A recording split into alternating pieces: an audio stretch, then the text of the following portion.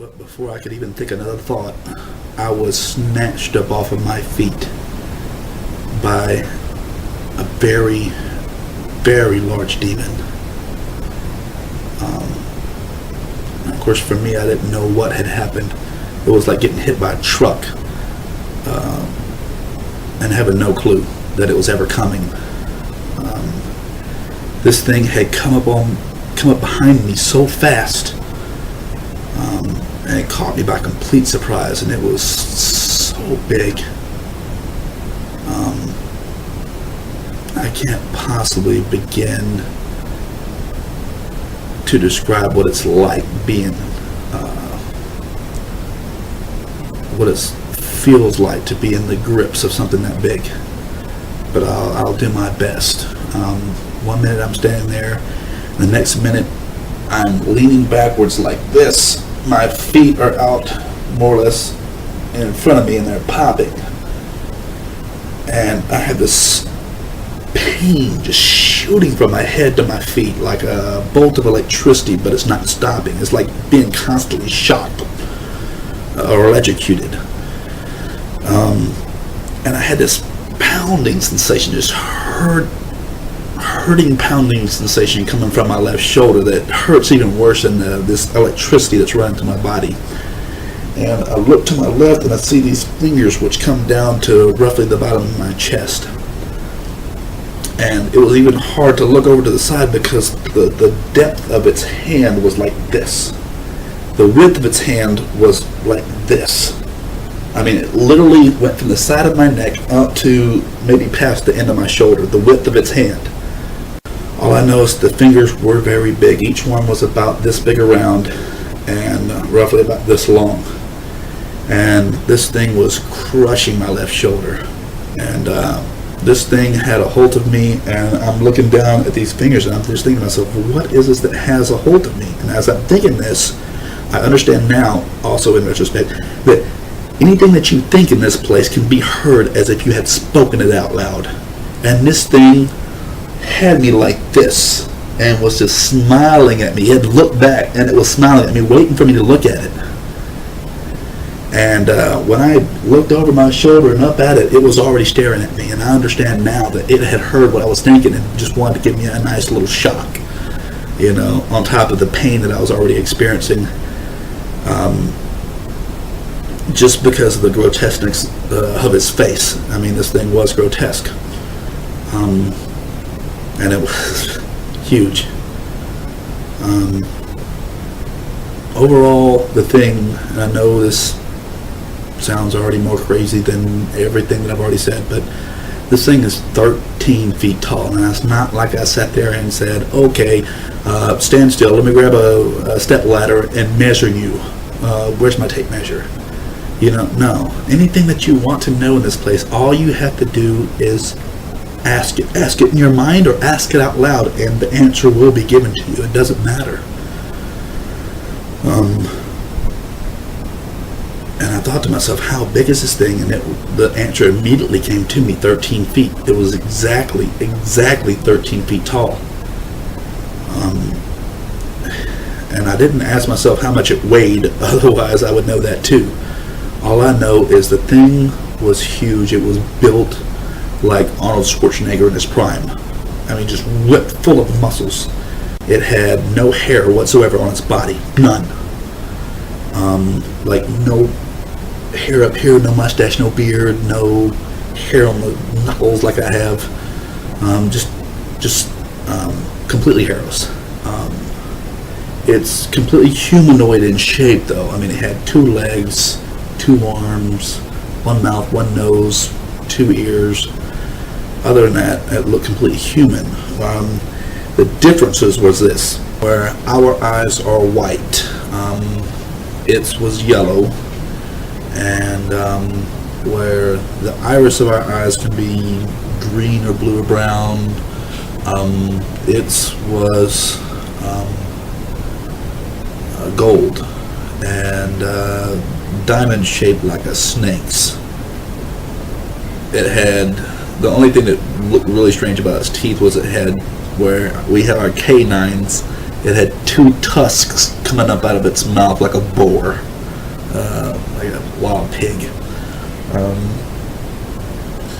It was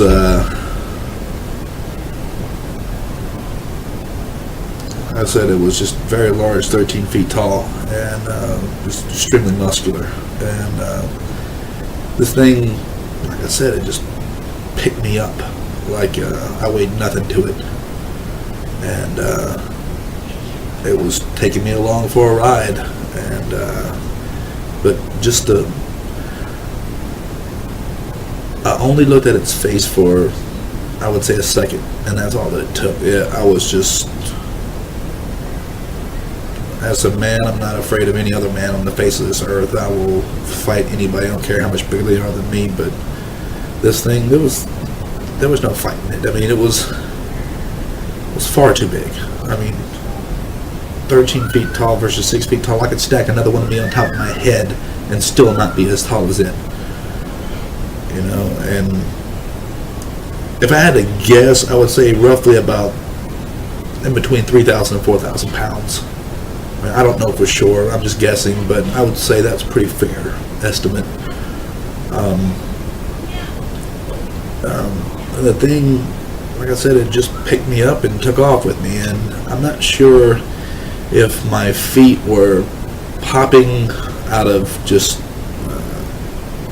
sheer pain, or if it was the speed at which we were moving. But this thing was running. It had me by one hand, by the shoulder. It had me by the shoulder with one hand, and it was moving at a very, very fast velocity. If I would guess, I would say probably at over 80 to 100 miles an hour. Just rough guess. It may have been faster than that, I don't know. But all I know is the thing was moving very, very fast. And had complete control. I mean, just there was nothing at all I could do to get away or anything like that. And I looked at its face for only a second, and it was enough to scare me. But anyway,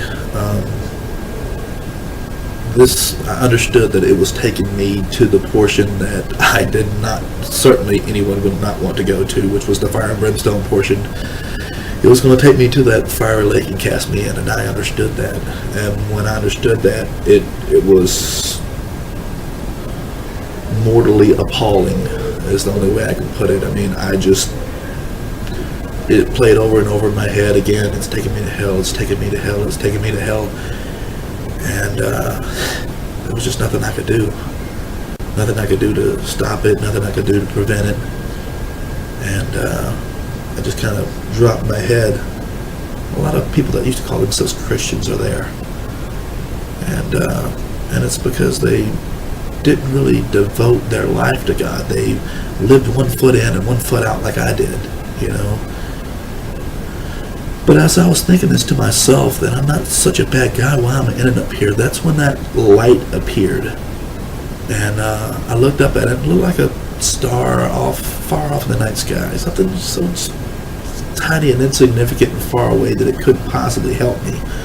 And then I saw it moved off to the left a little bit, and I picked my eyes up, you know, and my head up, and I looked at it, and I thought to myself, did we just change direction, or did it move? You know, and it went back to the right, and I thought for myself, no, for certain, we didn't change direction, it moved. And I thought to myself, well, what is that? And as I thought that, and began to focus in on it, it just came rushing at me like the only way I can describe it is the speed of this thing was like a bolt of lightning.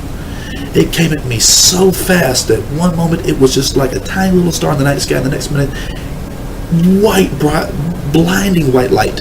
And his hand was reaching down to me, and it was an angel. It's all right. And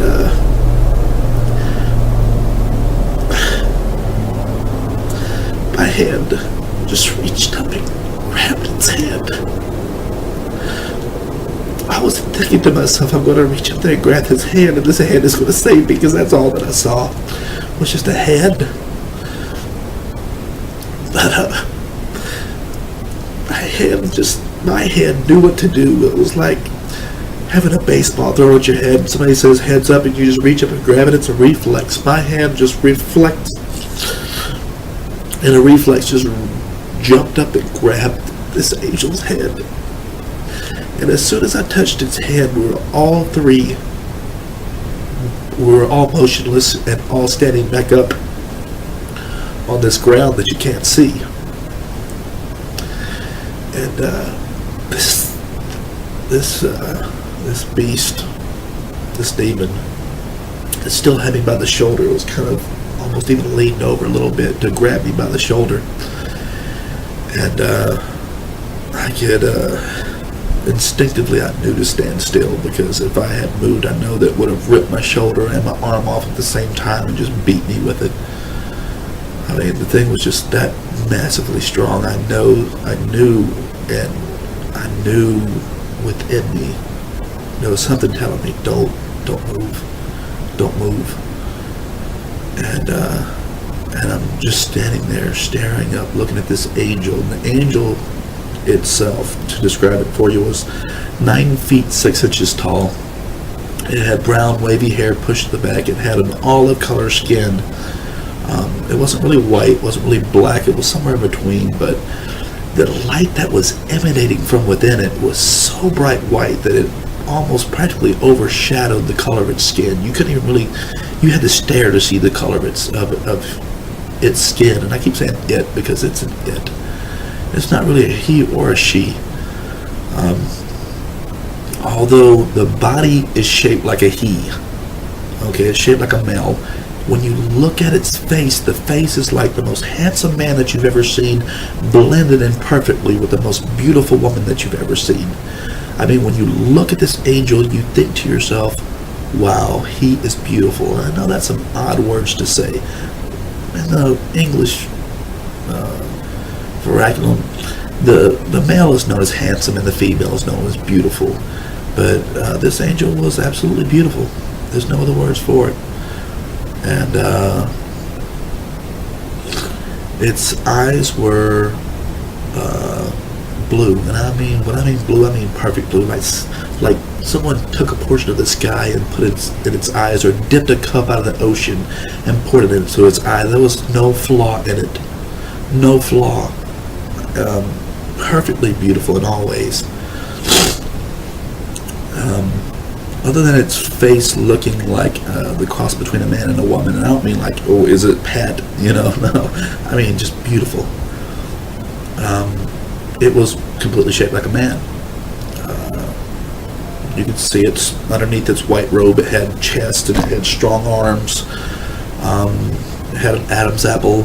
I mean, it was every bit shaped like a man, and a strong one. I mean, just strong, but not like overly ridiculous like this. It wasn't bodybuilder, it was more like fitness trainer strong. It wasn't like bodybuilder strong where it just had muscles popping out of everywhere it shouldn't have been, like this demon. But you could tell it was, this angel was there to fight. And he had on a white robe. It was cut down in a V in the front with gold lace. I guess, I don't even know what to call it, like embroidered gold around the edges of its collar, and not lace, but embroidered gold. And the sleeves came just below the elbows, and this robe was kind of like a white Roman tunic robe. I guess that would be the best way of putting it. And it came just below its knees, so its knees and its elbows were covered. And I was just so blown away by the beauty of it that I didn't even really check to see if it had any shoes on or not. I don't really remember. All I know is it was big. Not as quite as big as the demon, but big enough. And I'm looking up at it, and I'm just blown away by its brightness and its beauty. And at the same time, I'm just frozen in place, because I know that if I move this thing, it's going to rip my shoulder off and just beat me with my arm. And this thing, I can feel its anger, this demon's anger, like heat from a fire. And it turns around like this to see what had stopped it and why. It wanted to know what had stopped it and why. Because technically I was right where I belonged, and once you're there in hell, you don't normally get a chance to leave. So it owned me like a piece of furniture, like your car. It owned me, and it wanted to know why it was being stopped. So it turned around and was ready to fight. Make no mistake, this demon was ready to get down in the worst way. But as it whipped around, this angel its speed was incredible, and it just rushed forward and with an open palm hit this demon, and it had to angle its arm upwards at about the height of its head to hit this demon in the chest. And it hit this demon with such power. I mean, I can't describe the fierceness of the power of this thing, but it hit this demon with such force that its hand was literally ripped from my shoulder. It had no clue what had hit it. By the time it had even turned its head, it was already hit. And this demon was hit with such force that it literally folded up and started flying backwards, folded in half like this, flying backwards. And I'm just watching it fly backwards and skip off this ground that you can't see, like a stone over water. And this angel looked at me and he called me by a long name, and I immediately understood it to be mine. It was a heavenly name, but as soon as it called me this name, it took it from my mind. It called me this name to let me know that, more or less, that I still have a chance to make it into heaven. You know, like, I have a heavenly name. I squandered it. I wasted it. And if this had been my ultimate time, my last breath, for real, that's where I would have stayed. But when he called me this long name, it was a feeling of home. It looked at me and it began to speak to me, and its voice was like a waterfall. If a waterfall could speak, it's like a rushing sound in your ears, like Sean.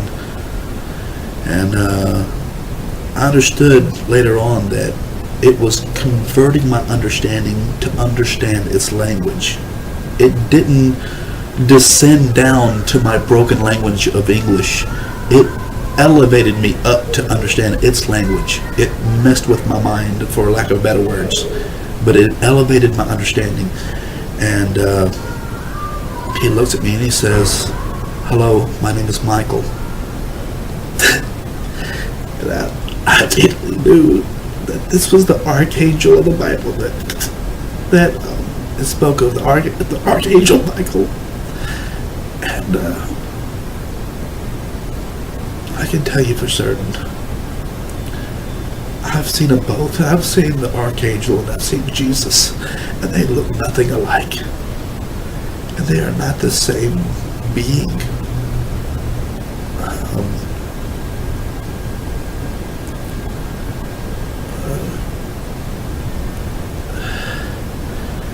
But anyway, he said, he began to speak to me, but I got distracted by this demon that had gotten back up and was coming back after me. It was coming back to get me. And it was coming back to fight this angel for my soul. And so I turned back because I knew that it was coming. I'm sorry. So it was, this angel was still talking to me, so I wasn't really listening to it. I was too focused in on this thing, and it was getting bigger. It was running back after me, and it was getting faster, and it was getting bigger, so it was coming back after me, you know, from this great distance that this angel hit it. And so I looked back at him like, whatever you got to say, please just hurry up and say it, and if you're going to get me out of here, please get me out of here. You know, and this is what I was literally thinking. You know, and he just looked at me and he gave me a saddened look, and he looked at me and he just goes, "Your time has not yet come. It's time for you to go." And he points his finger, and when I stepped in that direction, my soul immediately went back to my body. Just as fast as I had appeared in this place, I left this place, and I was back in my body, laying on that cot where I knew I should have, my eyes opened. And it took me a good 20 minutes to get to walking again, simply because my entire body had fallen asleep. And I'm almost certain that after having been dead for 8 minutes, that there must have been angels there jump starting everything in my body again, because there would have been no blood flowing anywhere.